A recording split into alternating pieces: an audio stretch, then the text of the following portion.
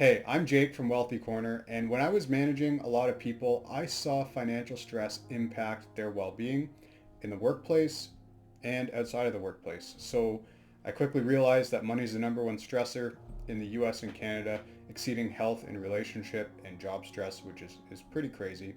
And I figured that through financial education and a focus on human behavior, that I can help fix that. So now I educate people. Let's go through forced savings. What is it? How does it work? And why does it simplify the budgeting experience? Most people fail to stick with a traditional zero-based budget. That's just reality. It's hard to sit down and monitor every single detailed expense. So let's see forced savings and go through how it works and why it works. So first, what is forced savings? Well, it's called paying yourself first, and you pay yourself first by automatically the first thing you do is you take money from your paycheck and you skim it off the top and you contribute to your long-term investing goals and your short-term savings goals. After that, you're left with a certain amount of money and you spend everything that's left. So you don't need to do a detailed budget. And I show here a few ways you can do manual contributions from a checking account on payday. You can set up pre-authorized contributions that are timed with your payday, or you can do it through your employer where your money is automatically deducted from each pay, which is the ultimate form of forced savings. So let's go through an example with Katie, who makes 4 grand a month after tax. After tax income is really the only thing that matters. That's 2 paychecks of 2 grand a month. Katie is smart, so she sets up automatic transfers of $500 to her investment account each payday. And that leaves Katie with, because she's paid twice a month, 3 grand left to spend. She just spends everything that's left. She lets a lifestyle creep do its thing, and she carries on with life. And because it's automated, she doesn't have to devote any efforts to budgeting.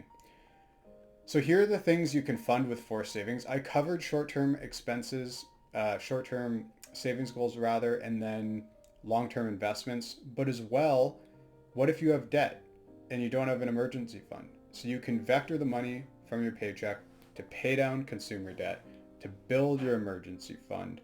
Once you have your emergency fund, you can sleep better at night because you know that those small expenses that come up, or that could be big, like a car engine failing and you need an engine replacement, or hot water tank failing, you need someone to come in and either repair it or replace it. That comes out of your emergency fund, and then you can refund your emergency fund and sleep better at night. After that, you can fund your short-term savings goals, which aren't actually shown in my diagram here.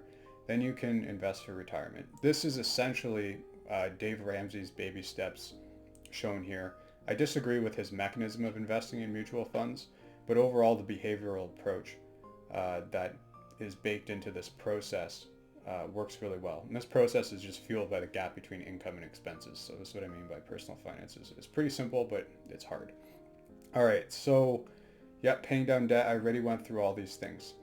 You're probably already using forced savings in some ways. One is pension contributions, where they're automatically deducted from your pay and invested into stock and bond pension funds. Usually it's stocks and bonds as the primary assets in those funds. And those grow, they undergo compound growth, and then you're able to retire. But you don't have the ability to spend that money today. It's forced off the paycheck and you just get what's left. For me, for example, I put about 11% of my pre-tax pay towards a defined benefit pension plan, and then the rest hits my bank account, which is 89% of my pay. So that's my new effective pay, is that pay, what's left after the stuff's removed from the paycheck and put towards investments. Another way that most people are using forced savings is via mortgage payments. A portion of the mortgage payment goes towards the home's principal, which increases home equity. And then that home, well, the land the home sits on it rather, is growing over time and appreciating. I have a quick note here because most people say, oh, my home's my best investment. And that's because it's their only investment. Ideally, a home is not viewed as an investment because there's all these negative cash flows associated with it: property tax, home maintenance, etc., home insurance, utilities. So the smaller the home, the less of all of those negative cash flows you pay, and the more money you have to invest in assets that provide higher expected returns, like equities, stocks, ideally in an index fund, but only if your risk tolerance permits. So why is forced savings effective? Let's go through it. One is the mental accounting bias. We treat money with certain labels very differently. Money that you win at a casino, for example, those winnings, you're more likely to blow that on more games and stuff like that at the casino relative to money that you spent all day working. Likewise, with forced savings, money that you automatically force save and put into a savings account or investing account, mentally you label that often as money for the future. You're less likely to pull that money out and spend it today. So that's really good. That means that forced savings, by virtue of moving it over first to these savings and investing accounts, increases barriers to taking that money and consuming it today. You treat it as money for the future that takes advantage of the mental accounting bias. This comes from Richard Thaler. He has a pretty good paper on it. Second is lifestyle creep.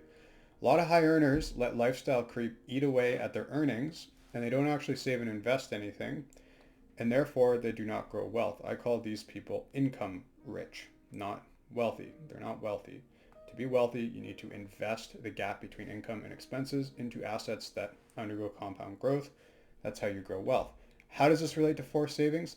Well, by paying yourself first, you essentially reduce your income that you can spend, and then you just let lifestyle creep do its thing, and it creeps up to match that new artificially lowered income ceiling. So say if you made 100 grand a year and you skim off 20% via forced savings, now you have 80 grand a year, and you just live like someone living paycheck to paycheck on 80 grand a year. You don't need a detailed budget in that case. And you just let lifestyle creep do its thing, because that's what naturally happens, unless you're like me and you grew up in an area in an environment where money was really scarce, and you treat money as if it provides high security, which it can. Then it's really hard to spend money. So with exception of those folks, spending naturally creeps up to match your income. For the folks like me, sometimes a budget is good because it forces you to spend money. It does the opposite effect. Okay, let's move on to hedonic adaptation. So won't my expenses that I've reduced impact my well-being in a negative way by reducing my spending, by increasing the amount, say, that I'm skimming off my pay with forced savings? The answer is that as long as you're funding the essentials, meaning housing, transport, food, and clothing, reducing spending doesn't really have an impact on well-being, because we tend to adapt. This is a known thing in psychology called hedonic adaptation. By downsizing from a BMW to a Honda, for example, it's going to suck at first. It will feel miserable, but eventually you will adapt, and your baseline level of well-being will be no different driving the Honda than it was before when you were driving the BMW. So with forced savings, as long as you're still covering the essentials, living on that lower income amount isn't going to affect your well-being in the long run, because you're going to adapt. All right, 3 ways to implement forced savings. 1, pre-authorized contributions. Those I already covered. Taking money out of a checkings account and vectoring it towards a savings account for a specific upcoming expense, like a car in 2 years. That's called a sinking fund. Or transferring it to an investing account and investing it for the long term in an investing account. Ideally, that, when I'm talking about an investing account, to be clear, I mean investing it via a brokerage account. That's how you access stock and bond index ETFs, for example, or stock and bond mutual funds. So by taking an automatic contribution as soon as you get paid on payday and contributing and transferring that money to a brokerage account, you can invest for the future. When it comes to automated investing, there's 2 mechanisms by which you can do this. One is you just transfer the money to the brokerage account, and then you have to go in the brokerage account and buy more of your investments, either an index mutual fund or an index exchange trade fund, for example.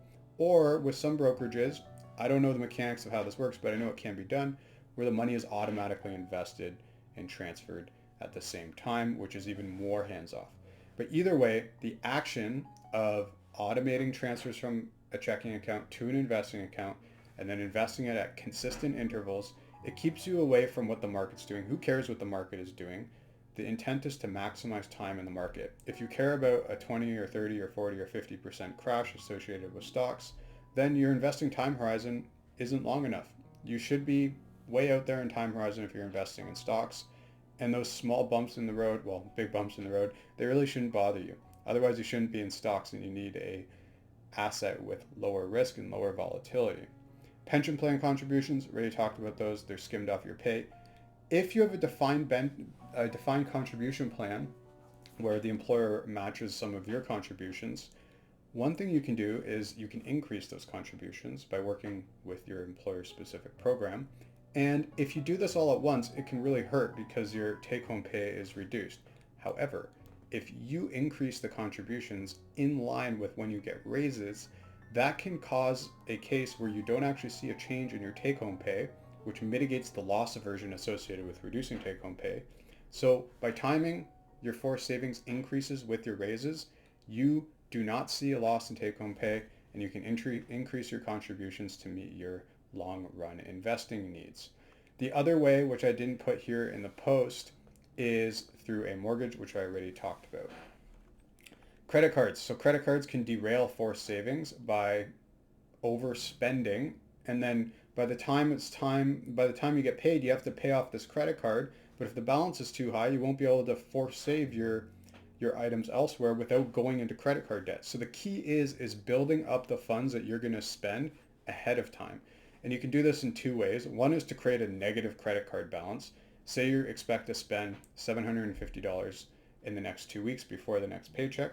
You can transfer $750 to the credit card, have a negative balance of $750, and then as you spend, the negative balance comes back up to zero, and by the time your payday hits, you have your forced savings elsewhere, and then what's left you can contribute to the credit card and then build it back up.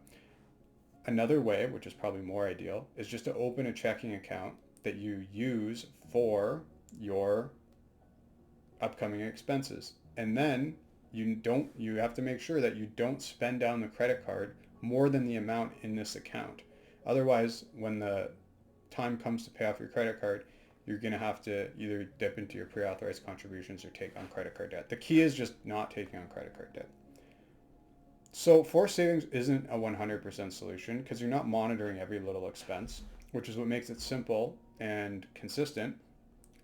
But what about the other 10% of the solution? With that, you need to track every single expense with a traditional zero-based budget. That's what I do because I want to optimize the value I get from each and every dollar.